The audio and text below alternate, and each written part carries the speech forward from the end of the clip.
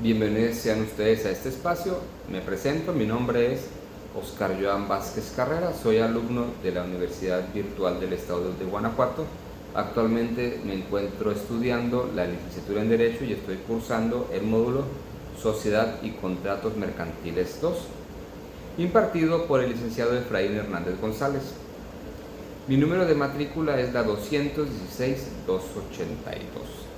Y estoy aquí frente a ustedes para dar cumplimiento al reto número 5 denominado Aplicación práctica de la norma a los contratos mercantiles internacionales. Para dar cumplimiento a dicho reto se nos propone realizar un análisis al siguiente caso, el cual voy a leer a la letra. El hospital Caminemos Juntos, ubicado en España, celebró un contrato con el laboratorio Collins & Phillips, ubicado en Nueva Zelanda. El objeto del contrato fue la adquisición de una caja de material quirúrgico, 10 camas de hospital, 5 máquinas de oxígeno, una caja de apósitos y bandas adhesivas, que el laboratorio entregaría al hospital. Las negociaciones se hicieron mediante intercambio de correo electrónicos. El precio pactado de la mercancía fue por la cantidad de 2 millones de pesos y culminó con la firma electrónica del contrato el día 30 de enero del 2020. Se estableció como tiempo máximo de entrega de la mercancía 3 meses. En el mes de junio del 2020, al llegar la mercancía, el personal del hospital revisa la entrega y hace las siguientes anotaciones. Se recibió una caja de material de uso quirúrgico, una caja de abatelenguas y aplicadores, 4 máquinas de oxígeno y el embalaje de 3 de las 10 camas de hospital estaban defectuosas. Con esta lectura tenemos que dar desarrollo al análisis y nos vamos a auxiliar de las siguientes preguntas. Pregunta número 1. ¿Qué tipo de contrato mercantil celebran las partes? Okay. El contrato que celebran las partes es un contrato de compraventa internacional de mercaderías en modalidad electrónica. ¿Por qué? Corresponde a esa naturaleza en primer término porque es celebrado entre dos personas morales que pertenecen a diferentes naciones, una en España y la otra en Nueva Zelanda. Es de mercaderías internacional porque lo que están comprando son objetos o mercaderías para la explotación comercial de las mismas, es decir, que van a ser utilizados en el hospital para ofrecer un servicio y obtener un lucro de ellos. Y es en modalidad electrónica, puesto que las negociaciones que se llevaron a cabo utilizaron los medios electrónicos de mensajes y además de que fue firmado de manera electrónica, es decir, por una firma electrónica. Este tipo de contratos hay que mencionar que es reconocido y normado por la Convención de las Naciones Unidas sobre los Contratos de Compraventas Internacionales y Mercaderías, también conocida como la Convención de Viena. Pregunta número 2. ¿El contrato se puede considerar de carácter internacional? ¿Por qué? Es internacional porque las partes que lo celebran tienen su establecimiento en naciones diferentes. Es importante mencionar que solo se debe de llamar establecimiento y no domicilio, puesto que se trata de negociaciones personas morales. El artículo número 1 del acuerdo de la Convención Interamericana de Derecho aplicable a contratos internacionales, suscrita en México DF de 1994, menciona que se entenderá como contratos internacionales cuando las partes de esta tengan su establecimiento en estados diferentes. He aquí que tenemos dos definiciones de dos legislaciones diferentes, es decir, una por la Convención Interamericana y otra por la Convención de las Naciones Unidas, que establece los criterios para los contratos internacionales. Por lo tanto, este contrato tipo recae en estos dos tipos de legislaciones. Pregunta número 3. ¿Qué tipo de contrato internacional celebrado por medios electrónicos identificaste? Es un contrato de compraventa de mercaderías. ¿Por qué de mercaderías y por qué en un contrato de compraventa nada más? Ok, Se le llama contrato de compraventa de mercaderías internacional. ¿Por qué? Porque dos empresas de diferentes países están comprando objetos, instrumentos o consumibles para explotarlos económicamente. Es decir, que ya sea que se dispongan a venderlos o que los utilicen para procesar su objeto social y obtengan un lucro de ellos. El fin de las mercaderías es generar más riquezas. Por eso es que es un contrato de compraventa de mercaderías. ¿Cuándo no sería de mercaderías? Si yo me dispongo a comprar en una subasta de una empresa italiana obras de arte, pero las obras de arte las adquiero para tenerlas exhibidas en mi domicilio particular, el cual tengo a mi entero uso y goce, y no comparto ni compro ni cobro cuotas por entrar a verlas, se considera que estoy dando un uso particular a esa compra, que es internacional y que son objetos, pero no la estoy explotando. Por lo tanto, aquí radica la gran diferencia. Los contratos de compraventa de mercaderías son para uso exclusivo de explotarlo y generar una riqueza. Los contratos de compraventa de mercaderías, o de objetos internacionales para uso propio, no entran dentro de este tipo de compraventas y serían legisladas más bien por códigos civiles internacionales o por otras legislaturas, por otras leyes que no son las que se mencionaron ya anteriormente. Pregunta número 4. ¿Qué obligaciones corresponden a cada parte por la suscripción del contrato? Muy bien, las obligaciones están detalladas y nos podemos auxiliar de la ya mencionada Convención de Viena de 1980, ya que en el capítulo 2 de los artículos 30 al 52 se establecen las obligaciones del vendedor, y en el capítulo 3 de los artículos 53 al 62 se establecen las del comprador, dentro de las cuales podremos mencionar las siguientes. Para el vendedor, tiene como obligaciones la entrega de la mercancía y que la mercancía llegue de conformidad a lo solicitado por el cliente.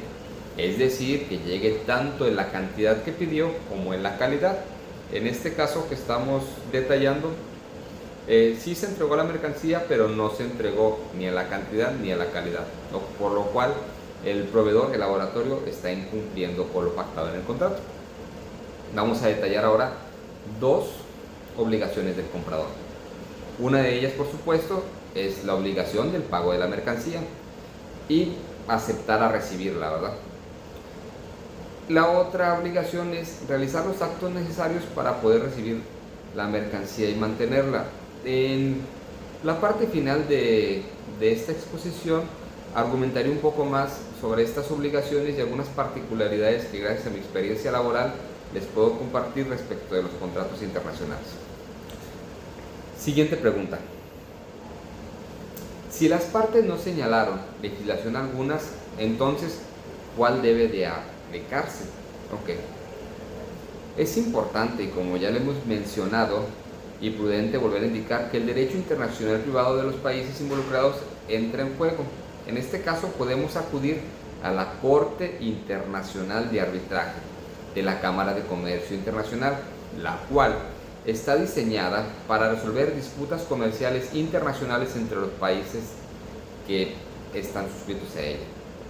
Actúa como una institución neutral que facilita el arbitraje entre las partes de cualquier parte del mundo, independientemente de su nacionalidad o ubicación geográfica. Siguiente pregunta. Considerando que la recepción de la mercancía no fue acorde a lo que se aseguró en el contrato, ¿qué opciones crees que tenga el hospital para hacer frente al contrato? Bueno, la misma Convención de Viena en su artículo 45 establece las siguientes facultades que puede tener el comprador. Si el vendedor no cumple las obligaciones como tal fue, podemos exigir la sustitución de las mercancías, es decir, las camas que llegaron dañadas, aunque la lectura habla sobre el embalaje y no propiamente sobre las camas, puesto que el embalaje es lo que se utiliza para proteger el producto, pero vamos a decir que si viene dañada la cama, que está dañado el producto, aparte de que las mercancías que se recibieron no coinciden en cantidades ni no sabemos en calidades, pero al menos se ve deficiente el envío. Bueno, el comprador puede solicitar la sustitución de las mismas. Ok, se puede pactar un plazo para la subsanación de la compraventa, es decir, sabes que llévate tu mercancía, mándame la que yo te pedí y te establezco tal plazo. Siempre en los contratos, y se ha notado que las legislaciones tienen un ánimo de mediación antes de litigación. Si el comprador o el vendedor no cumplen con sus obligaciones después de los plazos establecidos, en este caso en específico que estamos reclamando al laboratorio, entonces en ese momento sí podemos solicitar indemnizaciones. Dichas indemnizaciones están señaladas en la Convención de Viena en los artículos 74 al 77 y podemos encontrar las siguientes. Podemos solicitar una indemnización del valor de la pérdida sufrida y de la ganancia dejada de obtener por parte de la consecuencia del cumplimiento. Es decir, vamos a poner un ejemplo práctico. El hospital tenía programadas varias operaciones de las cuales ya tenía programado un ingreso dentro de su proyección, pero no las pudo realizar porque no recibió las cámaras, porque no recibió los aparatos de oxígeno, porque debido a este contrato y este incumplimiento él no pudo dar el servicio que esperaba. Se determinará el valor del daño que recibió el hospital, lo cual podrá ser exigido mediante un proceso ante las instancias correspondientes. Otra de las sanciones que se pueden manejar es que si hay una compra o venta de reemplazo por lo cual no ha cumplido la parte, deberá pagar la parte proporcional que se determine como daño. Es decir, el hospital, como le urgía mucho realizar las operaciones, finalmente contactó a un proveedor nacional en España que en vez de darle la cama en 5 pesos que se la vendía el proveedor de Nueva Zelanda, la tuvo que comprar en 7. Es decir, el proveedor de Nueva Zelanda tendrá que restituirle al hospital los 2 pesos de diferencia, puesto que gracias a que no recibió la compra como la pidió, tuvo que tener un gasto adicional. Estas sanciones ya son determinadas por un juzgado competente y de acuerdo a las reglas presentadas. Como última pregunta tenemos la siguiente. ¿Crees que proceda la cancelación del contrato? Ok. La cancelación del contrato sería el último fin de las personas morales, puesto que el objeto principal de cualquier persona moral es obtener un lucro, no estar involucrados en temas legales. Entonces siempre se busca la mediación del mismo. ¿Cómo podemos obtener la mediación? Pues agotar las instancias de comercio y de relaciones comerciales para que se subsane el daño que recibió el hospital en este caso, ¿verdad? Entonces, por lo tanto, como proceder a la cancelación, realmente creo que en un caso práctico no pasaría, puesto que el efecto de litigar por la compra que se acaba de realizar tal vez sea mayor el gasto en procedimientos que agilizar la reparación del daño de un método amistoso. Muy bien, ahora pasamos a la conclusión, en la cual nos indican que enunciemos cláusulas que podrían aplicar al contrato celebrado entre una y otra persona moral. Aquí me gustaría compartirles que las relaciones comerciales, a pesar de que sí existen legislaciones como la interamericana que mencionamos y la Convención de Viena, que nos ofrecen normas y reglas generales para realizar un contrato de compra-venta de mercaderías, es importante señalar que solamente son referencias para poder llegar al convenio de voluntades entre ambas partes. Es decir, en el contrato privado entre ambas personas morales podrán señalar cláusulas que protejan a ambas partes. Por ejemplo, gracias a Dios me ha tocado participar de compras internacionales de diferente mercadería. Vamos a mencionar entre ellos productos alimenticios, en los cuales, debido a la incertidumbre que había de contratar por primera vez empresas internacionales, exigimos por nuestra parte que la empresa que nos iba a comprar el producto cumpliera con una póliza de fianza. ¿Qué es una póliza de fianza? Una póliza de fianza es un instrumento financiero que compra el proveedor o el comprador, según quien exija la póliza, que en caso de que se incumpla el contrato uno pueda tener una subsanación inmediata por medio de estos instrumentos, por medio de estas entidades financieras que se llaman afianzadoras. Esa es una cláusula muy útil, puesto que te hace que puedas obtener una reparación del daño inmediata. Evidentemente la contraparte, amarrado con este elemento, puesto que las fianzas no son gratuitas, procurará subsanar antes de que tú tengas los elementos para exigir la fianza. Otra de las cláusulas importantes, bueno, que aquí no se mencionan, pero que son de vital importancia en el comercio internacional, es fijar el precio de la mercancía en una moneda de uso internacional, puesto que las monedas nacionales siempre están fluctuando su valor respecto del dólar, que es la moneda por excelencia que se ocupa para todas estas transacciones. También es importante que se proteja las finanzas de la empresa que está comprando la mercancía, es decir, que no se obligue, que la cláusula de pago que se va a establecer para el comprador entre con una cláusula suspensoria o suspensiva. ¿En qué consiste una cláusula suspensoria? Consiste en que esa cláusula no entrará en vigencia hasta que no se cumpla cualquier otra condición que se exija. ¿Como cuál?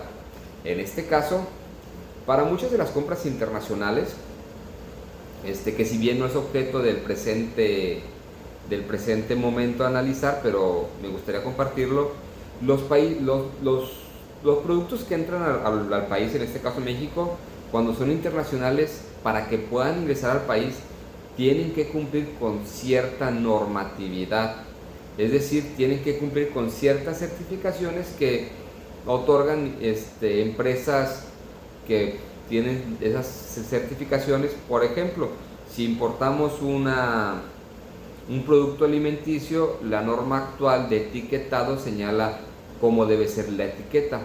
Es decir, que en dichas cláusulas suspensorias, en resumidas cuentas, nos ayuden a impedir que paguemos el producto antes de tenerlo totalmente liberado para comercializarlo en nuestro país. Pongamos otro ejemplo más claro. Yo recibo la mercancía en mi bodega, la mercancía viene en los montos adecuados, en las calidades adecuadas, pero aduanas y COFEPRIS, que son los que regulan los temas alimenticios y medicamentos, me solicita que haga un procedimiento adicional para la liberación de la mercancía a la venta. ¿Qué quiere decir? Que a lo mejor lleve mi mercancía a laboratorios para buscar alguna bacteria o alguna regulación especial sobre ese instrumento. Entonces, si yo soy asertivo y de manera muy inteligente en mi contrato ligo la obligación de pago a estas cláusulas suspensivas, podré proteger mi inversión, porque al final de cuentas nosotros no compramos la mercancía para tenerla almacenada. Como ya se indicó, un contrato de compraventa de mercaderías internacional se ocupa para tener un lucro de dicha mercadería, es decir, cumplir el objeto, tener utilidad sobre la misma. Que en realidad, al mencionar estas dos pequeñas recomendaciones o estas dos pequeñas cláusulas, que son pequeñas pero realmente son de gran utilidad, porque número uno, te proteges ante irregularidades e incumplimientos en el contrato con la obtención de fianzas, y número dos, no pagas tu mercancía hasta que esté totalmente liberada para la venta en el país. Habrá muchas más cláusulas que puedas negociar, depende del tipo de mercaderías que estés obteniendo y depende de los alcances que tengas con esa empresa, es decir, los proyectos a futuro y la expansión. En términos concretos, me gustaría finalizar aquí mi contribución sobre este tipo de cláusulas y volviendo a indicar que si bien en el comercio internacional, en los contratos internacionales existen legislaciones. Las legislaciones solamente sirven como instrumento para cuadrar lo mínimo necesario para poder llevar la operación, pero entre particulares las cláusulas de negociaciones pueden ser tantas como las exija o las necesite el acto comercial en ese momento. Agradezco mucho su atención y quedo pendiente de ustedes y a la orden. Gracias y hasta luego.